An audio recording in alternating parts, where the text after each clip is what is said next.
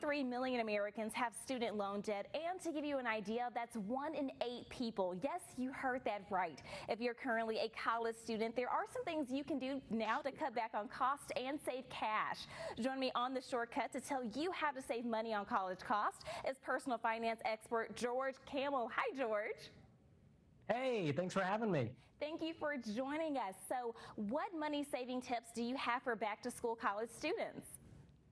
Absolutely. Tip number 1 is keep applying for scholarships. No matter where you're at in your college journey, you can and should be applying for scholarships. And tip number 2 is to use those student discounts. Make sure you ask before you make any purchase, and you'll be surprised at how many people say yes and how much you can save. And what mistakes do you see people make when trying to save for college, and what can they do to avoid them? The biggest mistake I see people make is college choice. Make sure you can choose a college that you can actually afford. I know you want to go to your dream college, but I don't want you $200,000 in debt. That is not the dream. So make sure that you're choosing the right college for you based on how much money you have.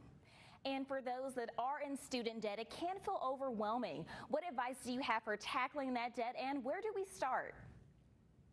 Absolutely. You got to start small when it comes to student debt. And we recommend the debt snowball, where you pay off your debts from smallest to largest, regardless of interest rate, because this is about motivation, not math. And I want you to feel that progress by paying off those debts little by little.